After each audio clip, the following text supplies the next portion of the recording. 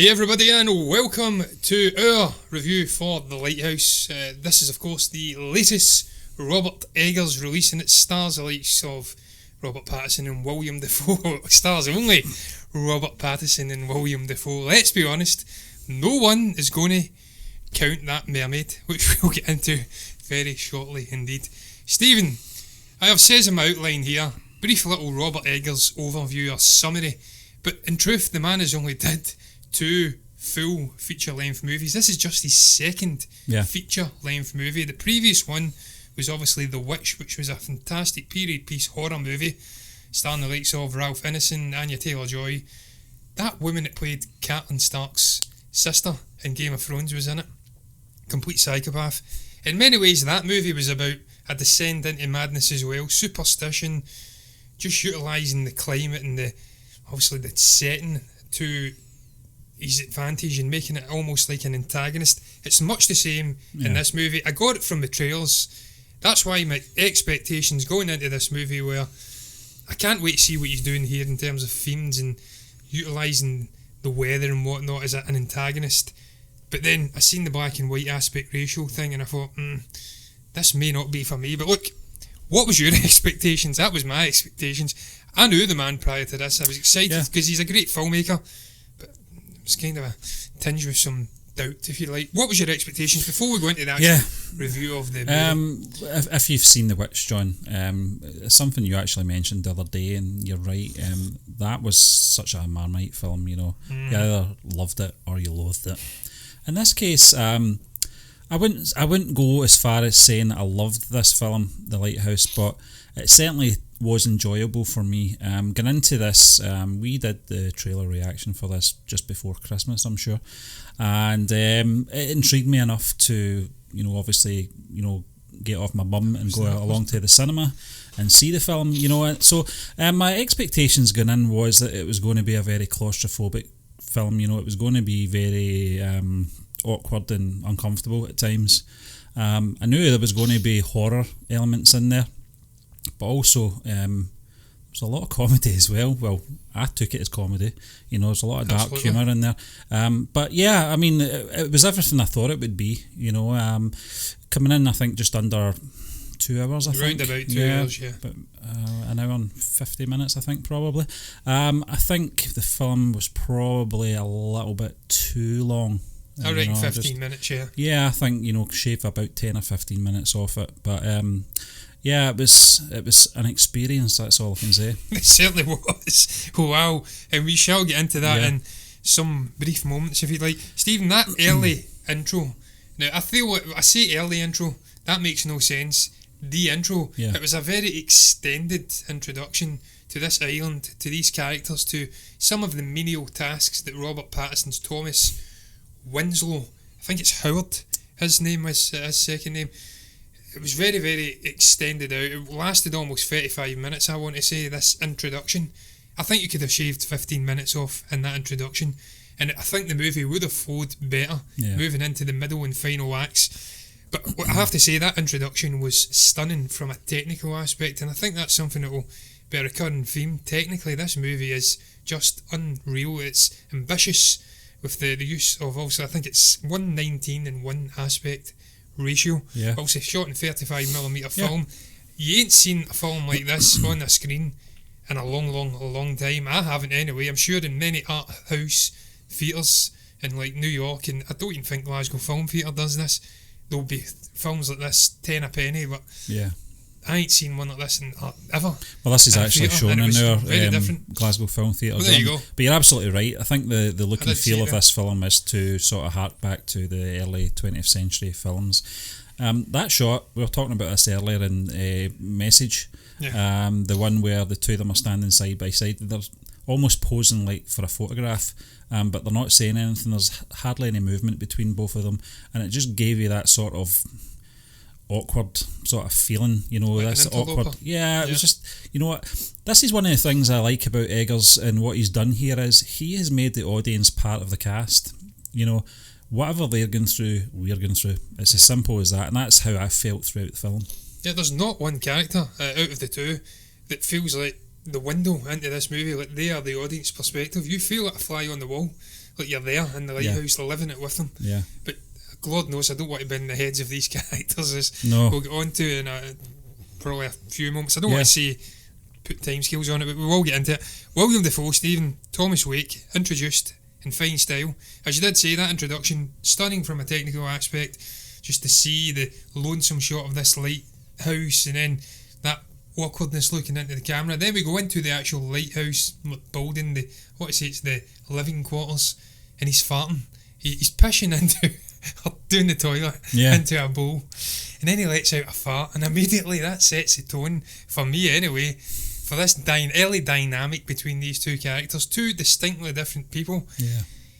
Obviously, Thomas Wake is this really talkative, sort of authoritarian, old school guy. He's like a sailor.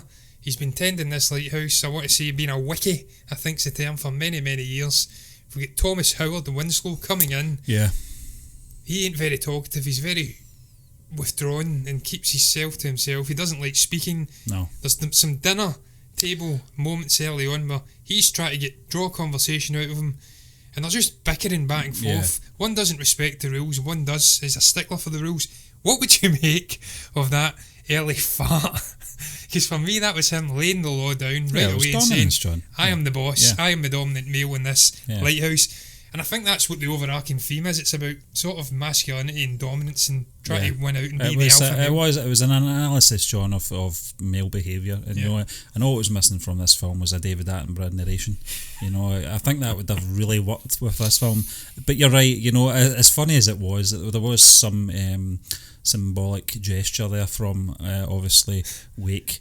This was when Winslow discovered the little sort of mannequin in the mattress, which I thought was strange. The way he went into that mattress was as if he put it there. It just came out of the blue. It wasn't like, oh, what's this bump in the mattress? He just put his hand right in that hole, and pulled it out as if he put it there. Maybe he did. Why was that hole there? That's all I know. Don't worry, there's actually a moment after that with, I think, Wake, who's supposed to be sleeping, doing something very dodgy on that bed.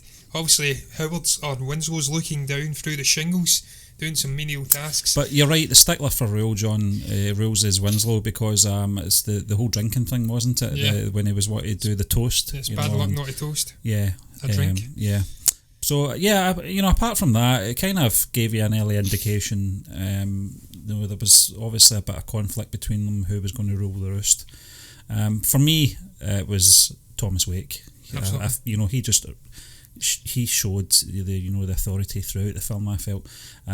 Certainly with the sort of balance of chores as well. I thought were a little bit, unfair, But we'll also get into that as well. Absolutely, Stephen. I've got some notes here. I've tried my best to capture some of the speech in this movie, but we get it all the time about our accents, but that accent from Wake is unbelievably hard to decipher and try and keep in your head. There's some really long-winded, ranting dialogue moments in this movie which are hilarious. I don't know if they're intended to be hilarious, but I think the one that we'll speak about at some point, I think it is just because of the manner in which Winslow retorts. It's like 2 seconds, right, okay, have it your way. But yeah, that early dominance, that struggle, the dynamic, you see it, you mentioned it, the toast, and then you've got obviously Winslow saying, I'm not looking for trouble. Wake replies with, well, do what I say then. Yes, sir. And then he says, aye, sir. She's correcting him. He's immediately establishing, I'm the boss, you're my bitch. And if you do things my way, it'll be a short 2 weeks. I think it's 2 weeks they're supposed to be there. We never do establish how long they're actually on that island. It goes on forever. Yeah. But then they went on, after that early dynamic, it really does just go on again and again. We see the menial tasks. He's tending the light at night, and then he's sleeping. Winslow's doing all he's doing everything, work. Isn't He's he? doing everything. Yeah. And there's another speech where he calls him a dullard. He says you're slow. Yeah, is this when he's he's confronting him about not doing the floor properly? Yeah. That was after. No, this was when he lifted the big keg up the stairs. Oh yeah. And he says, you're slow, you're already behind, are you a dullard? And he gives it, there's a lot of menacing close shots of Winslow and Robert Pattinson in this movie where he's just seething with anger, and he will not open his mouth up, but it builds and builds and builds to a crescendo. But there's lots of surreal imagery, Stephen, in this movie as well. Yeah. Especially the opening 20 minutes. It's just peppered with quick shots to just ridiculous things like shingles falling, the seagull in his way. Yeah, the tentacles as well. Yeah, that was... Tentacles, the mermaid. There's lots of dreamscapes and surreal imagery which peppers the entire movie, but certainly the first 20 to 25 minutes. And really, if you're not expecting it, if you're not used to an Eggers movie, because he did it in The Witch as well with the big bull, the black bull, there was lots of surreal imagery and shots of a naked witch doing ritualistic things in the woods. If you're not used to this man's storytelling style and his style of filmmaking, it could probably knock you off your feet and take you out of the movie. But I'm used to it. I know what he's all about. But even then, it was taking me by surprise. Especially that extended dream where he's getting towed into the mermaid. That's what I'll say. John, there was a moment, you're right, I think, if you've really got to experience his work before this one, really, to get what he's aiming for. And you're right, I was thinking during the film when we were sitting there in the theatre, I was thinking, I don't think this film would work, as a home, streaming thing, It put a lot of people off, sure. I think so, and I think you really need to experience this in the theatre obviously for the, the cinematic point of view as well, because it's shot so well, and for... it's not technically a black and white film, I felt. I thought there was sort of hints of like a blue tint in there. There was certainly a lot of grey. I know that sounds hell of a lot of grey, silly, but it wasn't your average, black and white movie. But I just felt that added to the experience. Obviously, those sounds as well. You got the horns and stuff like that, and there was that kind of a siren type thing as well. Yeah, it was like, throughout the film. These were all things to manipulate the audience's experience. Just as much as it was affecting the actors. Certainly Winslow mostly. He ended up having to put cotton in his ears just to block it out, but you're absolutely right. Some of these sequences were just absolutely surreal, and as I said, if you're not really sure about Robert Eggers' work before this, you are really going to sit there wondering what the heck is going on. And I think because you're in a theatre, you can't really... you can walk out if you want, but I wouldn't do that with this type of film anyway, because it intrigues me enough to... I want to find out what what's going to happen at the end. Although, something bad's going to happen at the end. Oh, yeah. It's just, you don't know how it's going to happen, but something pretty bad is going to happen at the end. Absolutely, Stephen. Look, there's a point in the middle of the movie where I felt he's maybe going to do a double bluff and have them be best buds, and it's all going to end nice when they start drinking and having a nice little jovial, high-spirited, high-jinks song and dance. But no, it turns very bad at the end, as you're probably aware if you've seen this movie. And if you haven't seen it, why are you watching our review? Because this is a spoiler review. Yes. Yeah, I mean, look, I've went on to mention the Winslow gull killing scene, but look, I'll not speak about that quite so soon. I'll go into... That was at the 40-minute mark, John. Yeah, that was at the 40-minute mark. I'll go into what you mentioned there, Stephen. We'll go right into this sort of disorientating effect at this soundscape and imagery and just the way this movie was shot. It was all very deliberate. I'm jumping ahead here with my outline, but it doesn't matter. No. You don't have to stick to it rigidly. No. The aspect ratio being that boxy 1:19 and 1 aspect ratio, very deliberate. It closed in this movie, made it feel very claustrophobic. Again, that's something we got in The Witch, despite it being a traditional wide shot movie. He utilised the landscape of this isolated little farm in the middle of this stuffy wooded setting. He's really a master at utilising the landscape and the weather and cinematography tricks to really make the movie stuffy, to really disorientate the viewer and whatnot. You get that for soundscape as well. You touched upon that in the trailer, Stephen, this little sounds and horns and things like that. It really does take you out of your comfort zone, and I felt like I was losing my mind watching this movie as it really started to go on into the final act. I was like, Jesus Christ, this movie is knocking me for six. I don't know what is going on here. We're going back to what I said before in not regards in terms of the to, actual movie. I mean, it was a crazy movie. Yeah, the expectation, from the trailer was there. It was, I get that uncomfortable feeling. I remember referring an episode of Millennium, A Room with a View. If anybody's watched the Lance Henriksen series, they'll know what I'm talking about. Where it was just this music that was on in a loop as torture.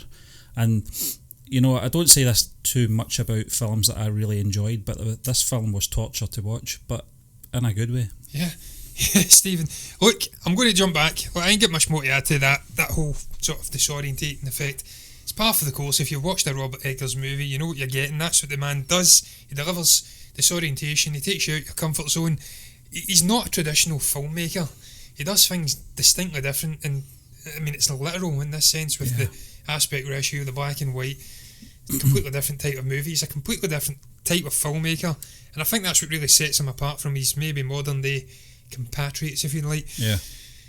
I'll go back though to accents and long dialogue. This is what it says. Really long, drawn out conversational scenes in this movie. Lots of rants. Sometimes it's Patterson's Winslow character who's doing lots of rants, towards the end more so. Yeah. But for the most part, it's William Dafoe's Wake character just ranting away hysterically about the most mundane things. At one point, I think Winslow says he would kill for a bloody rare steak. Yeah, this was... He would literally do something to it. And this sets, and he says, instead of this shit, I think Wake says, "Do you not like my cooking?" And he replies with, "Why would I like that shit stuff?" or something like that.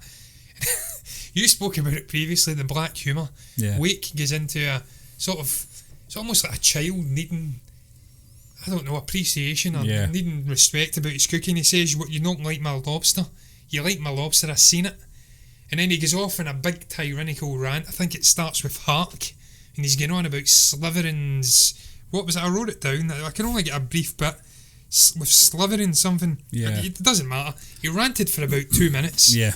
What did you make of the dialogue in this movie? I know some of it was quite hard to follow with obviously Wake, because it was that traditional sort of Nova Scotian East Coast Old English. Yeah, I mean, you know, sailor. people have said, you know, to us on this YouTube channel, John, that sometimes our accents are too thick to understand. You know, I get that. You know, sometimes we speak very fast.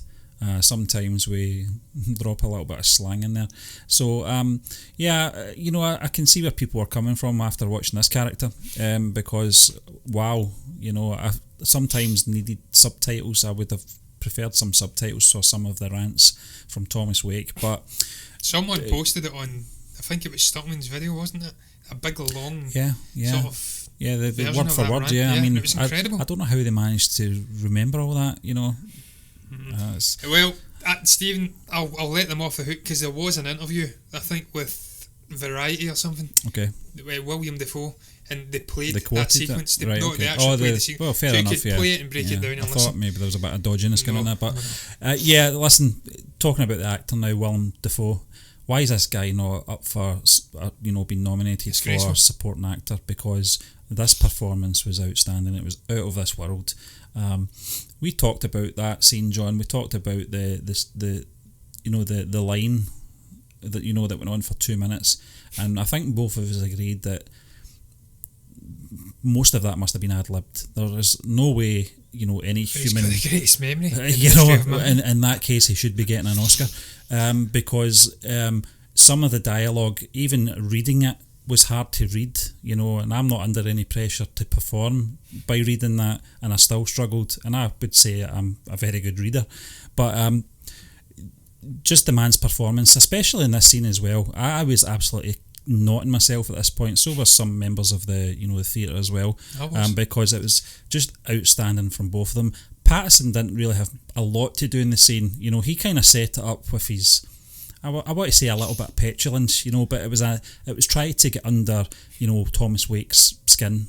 I think, you know, the minute he mentioned the cooking, you know, I think he realised, I've got you here now, and I'm going to... The food looked good. Well, it did, John. It looked like bread, potatoes, that kind of thing, you know, and it did look good, but it wasn't black and white, so we don't know how good it was. But and Wake's farting kind of said a lot about his food as well. So, but that whole sequence was amazing. It was probably the highlight, apart from obviously the seagull scene. This was the highlight scene for me. Absolutely, Stephen. Look, man, what can you say about William Dafoe? He's just an astonishing actor.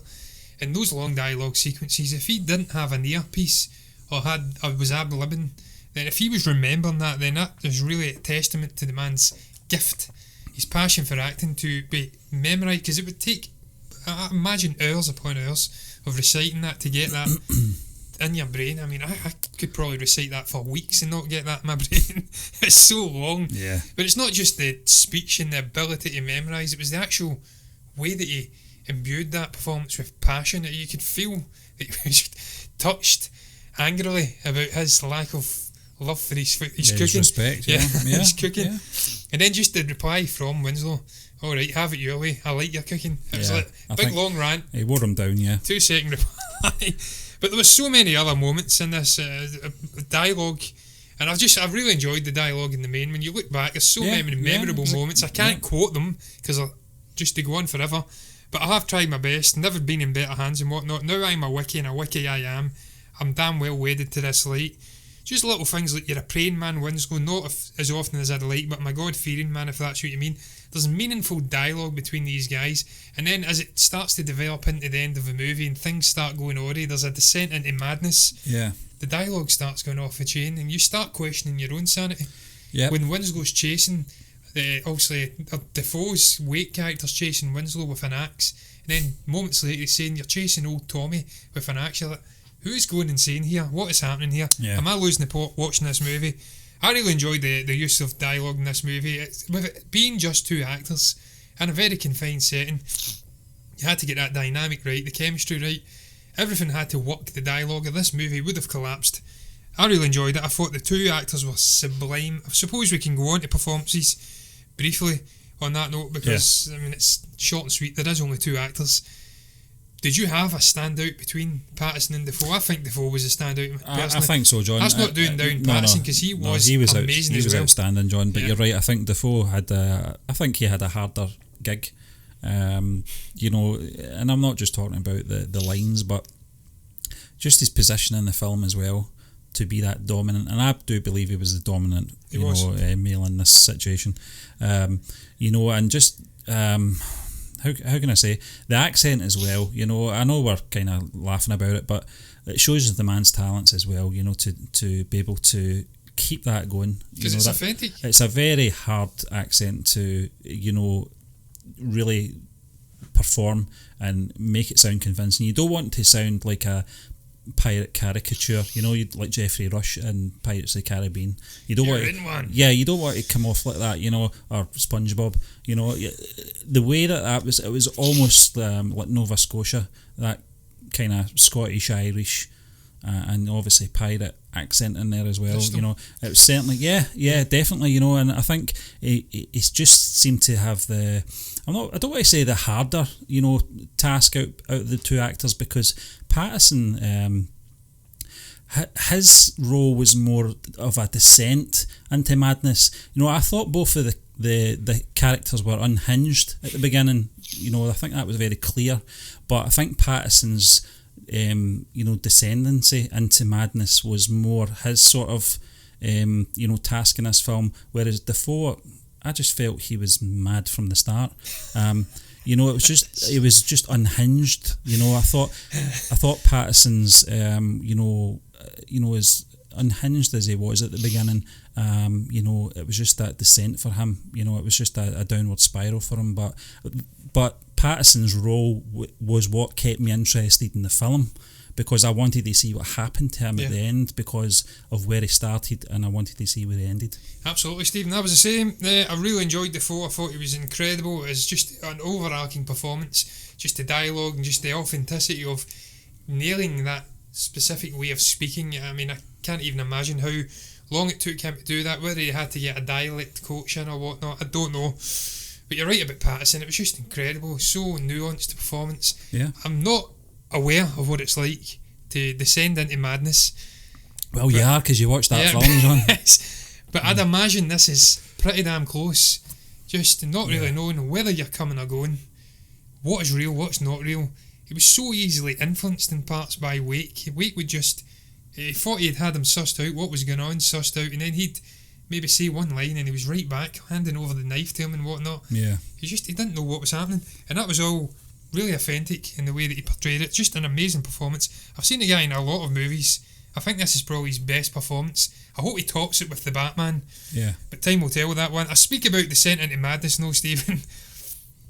I think the real beginning of that is when Winslow kills the gull. Yeah. He was warned, don't be bothering seabirds. They possess the spirits of dead sailors, I think. Something along those lines. I think you should have said that in the accent, John. Yeah, yes, I can't say that accent. And then he also says it's bad luck to kill or harm them. Yeah. Winslow finally loses the plot. I think he finds a bird dead in the well. He's like, I've had enough of this shit. I'm stuck on here, and this goddamn bird's polluting the water. Then the other one comes in, it gets in his face. It's the way he grabs it. Yeah, it's just in grabs mid-air, it out of the air, yeah. and then he starts battering the hell out of it. Put me in mind of Brad Pitt in Once Upon a Time in Hollywood at the end with the woman battering her head. Yeah. But he did it with the gull. And all things went to shit after that. You could feel the sense and the change in tone and whatnot. Well, the theme, the score changes. There was a bit of fear in Winslow at this point because Wake sensed something was up and he was too fearful to, explain his actions. So I think that was the balance and the shifting balance of power as well, where you started to see, this is where Wake's starting to dominate now, because Winslow doesn't want to even tell him, I've just killed a seagull, what you going to do about it, so he was absolutely terrified to tell him that, and I think I would be as well, to be honest with you. I think he was terrified for himself as well, Stephen, because I've actually wrote further down, getting into themes, symbolism in this movie, was the gull a visual metaphor of Howard and Wake's sanity, or just Howard's sanity, Winslow that is, and the two men's fate. I feel, for me personally, that gull was very symbolic, because once he killed it, that was it. That just ushered in the descent into madness. Yeah. The storm came in, things started going awry and really downward quickly.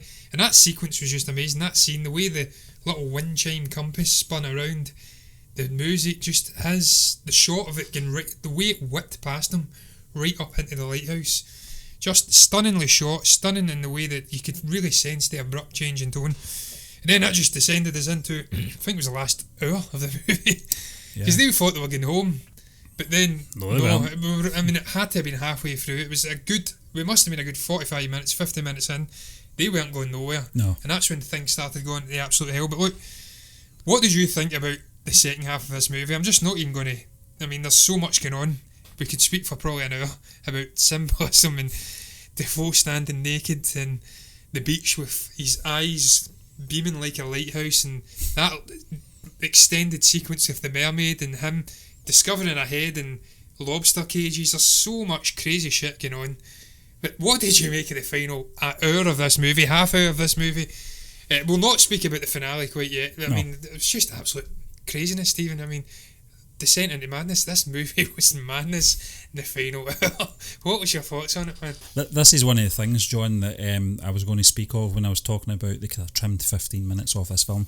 It wasn't from the back end of the film. No. It was a very slow build-up.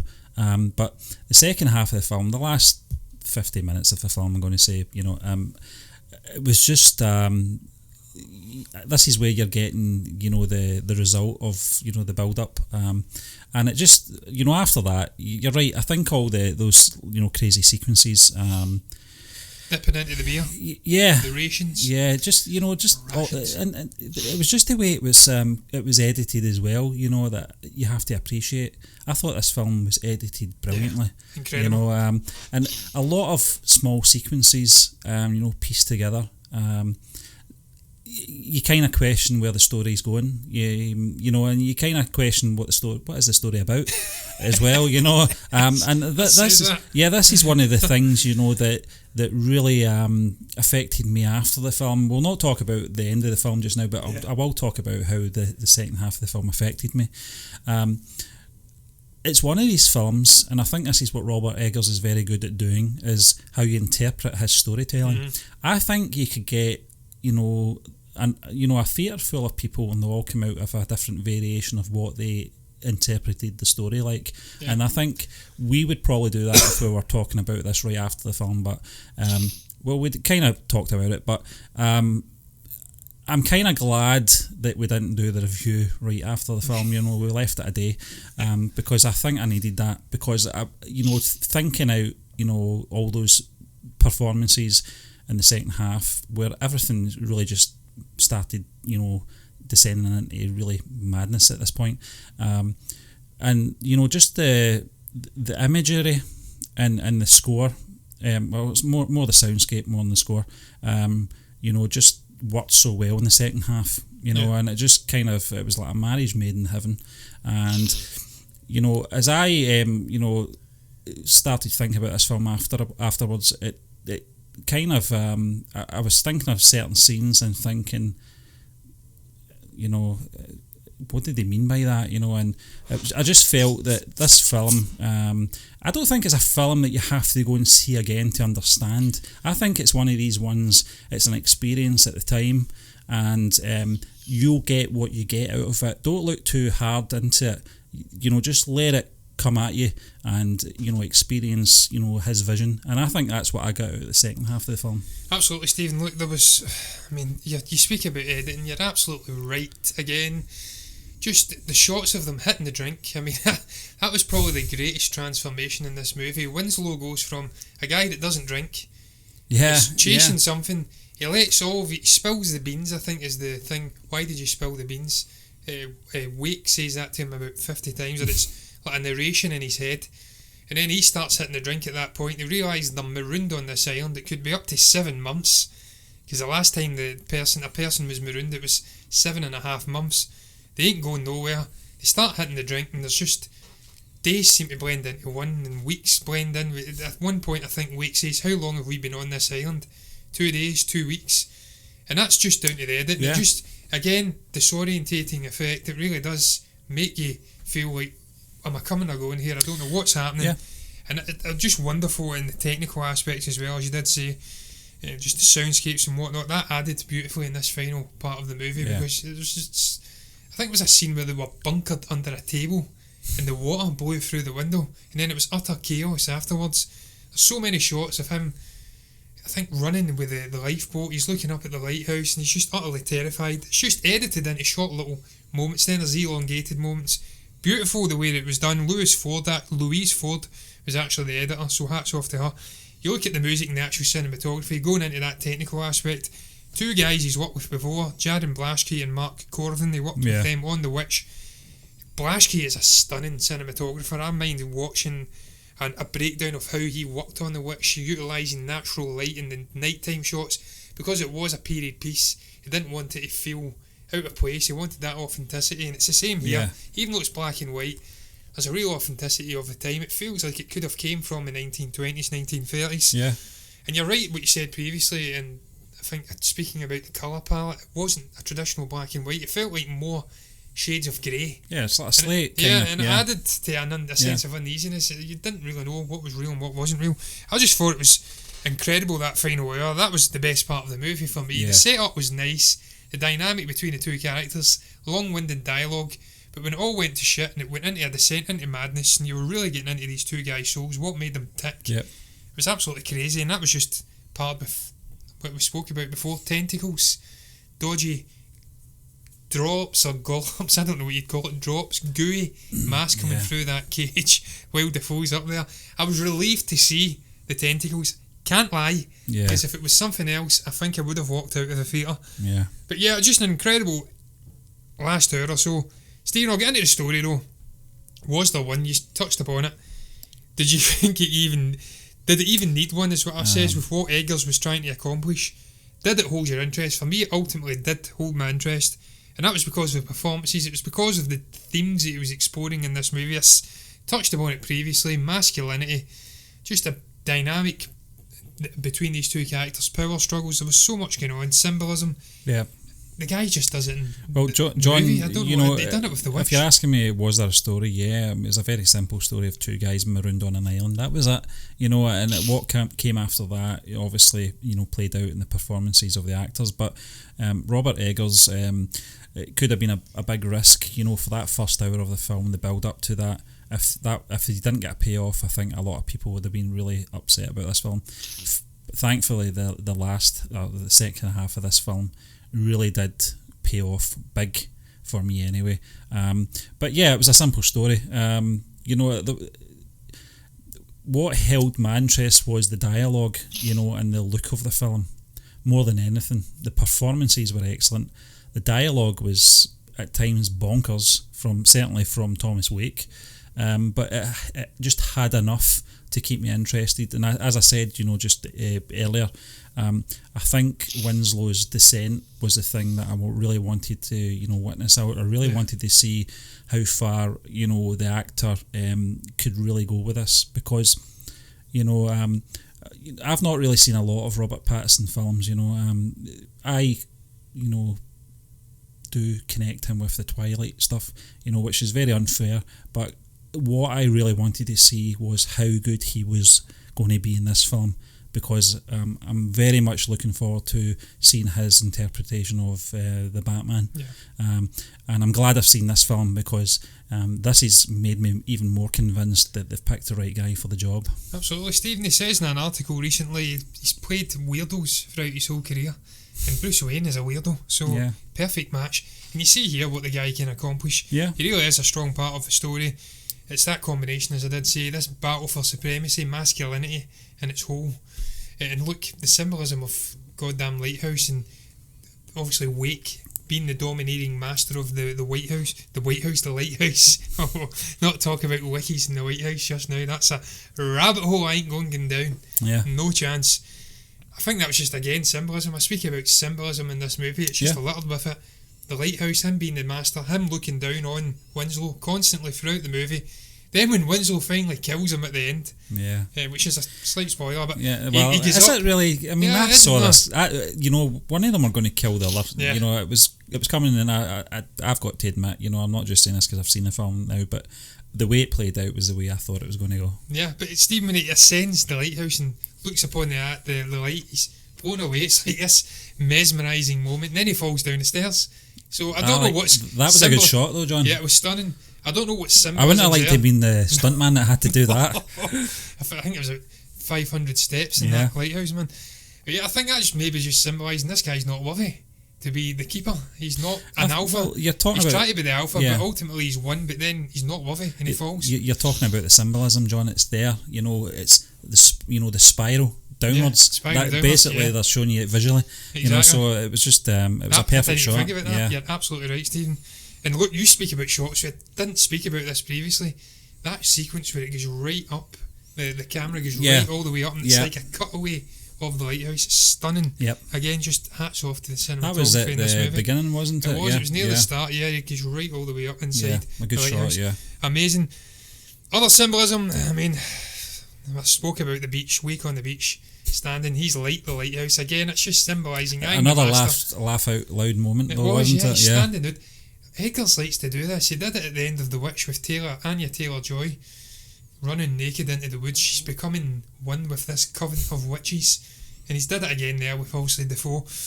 I also touched upon the gull. I think we've really done the symbolism to death. The gull was symbolic. It was a symbolic of the old, and being a God-fearing man and being a stickler for myths and urban legends, which obviously Wake was. And then when he kills the gull, it just descends into chaos. Look, I ain't going to speak much more about that. I'm going to move on to the finale. I've says, and I can't repeat what I've says.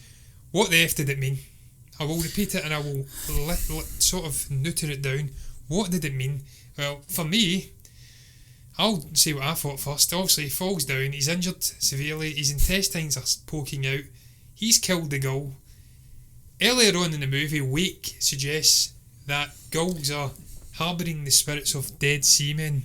He kills Wake. He tries to assume supremacy on this island, and then he gets his just desserts at the end. The gulls feast upon him. That's the Dead Sea men through the gulls eating him. That's what I think from it. Very convoluted. Yeah, exactly, John. That's very what I got from it. It was a very Tales from the Crypt ending for me. One of these very frustrating endings, but at the same time, it's probably justified as well for his treatment of the seagull from earlier on. But yeah, I mean that's what I got from it as well.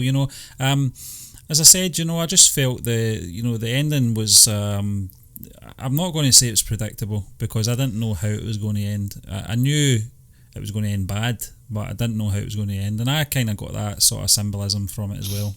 Yeah, and Stephen, look, foreshadowing as well. Obviously, the gull blocks his path, and it was just a continual thorn. They were a continual thorn in his side right till the end because they were chewing off of his side. But look, Overall thoughts on The Lighthouse, Stephen. We shall round this review up. Yes. It's went longer than anticipated. I cannot lie. Thought we'd maybe struggle to hit a half an hour on this one, but we have spoke the hind legs off it. Overall thoughts, themes explored, I've already did that. General opinion on the movie. Still not quite as good as The Witch for me. I did prefer The Witch to this one. No. But I've thoroughly enjoyed this guy. He's zany, he's eccentric, he does things differently. He's almost like a real life Arthur Fleck. He's off kilter. Yeah. He's out of step with other directors. I like it. I like to consume a whole array of different movies. I love my big blockbuster MCU movies. I love Star Wars. I like dark slashers and horrors. Yeah, and indie then films, I love movies like this. Obviously, you've got the likes of Hereditary. Who's the guy? Ari Aster, who does that as well. I like these slightly off-kilter movies that make you think. It's well, kind this of ambiguous as well at the end. This did make you think. That was the thing about this film throughout, and even after the film finished, it made you think. It just. I said this about the Joker as well. It was one of these films that the storytelling can be interpreted in different ways because of the narration of the characters and what they see and what they interpret, meaning you've got to experience what they experience. And I said that about the Joker as well. I felt that film, Todd Phillips, did really well with his writers on that to really have that everlasting effect after film. Not a lot of films do that these days, but The Lighthouse for me did it, and it did it for a few hours. I was really thinking about this film really hard, and just thinking, what does this mean? What did they mean by that? Was that part real, or was that his interpretation of what was real? Were they on that island for 2 weeks, or was it just a day? You don't know, because it kind of flits back between day and night quite a bit as well. So, and there's no set sequence. So you're disorientated quite a bit in this film. And that was its purpose for me. That's what I got from this. My overall feelings of the film was it was a very good film. I wouldn't say it's an excellent film. It's a hard watch, but a hard watch in a good way. It's one of those films when you start watching it, you need to sit through it and watch it till the end, because it's very interesting. The dialogue, the relationships. You just want to see where the end goal is, and I got a good experience out of this film. I thoroughly enjoyed it. Yes, Steve, look, final thing I'll add is this is not for everyone, this movie. No. There will be huge swathes of the populace who will not be able to watch this movie. Not a chance, man. I could imagine people walking out. I could imagine people walking out after 10 minutes. John, I found it very hard walking in, because I wasn't really sure whether I was going to enjoy it or not, but I did get something out of it. Yeah, absolutely, Stephen. Look, final thing. I never touched upon it. I did briefly, but once again, he just utilised the landscape to absolute perfection as well. That was the final thing I'd like to add. It's just a kind of a trademark of this guy, and I cannot wait to see what he brings in future films, be it some stuffy 1:19:1 aspect ratio movie or ratio movie like this, or something completely different. Cannot wait to see what the guy gives us. But look, guys, that is going to round up our review for The Lighthouse. What was your thoughts on it? Have you seen it? Did you hate it? Did you walk out after 10 minutes, or did you absolutely love it? Do you like ambiguous, off-kilter movies like us, apparently? If you've got anything to say about it at all, you can comment below and let us know what your thoughts are down below in the comment section. You can also like the video if you've enjoyed it, and you can subscribe to the channel if you're enjoying the content. And if you do, then you'll see us again on Monday for MBE Movie News.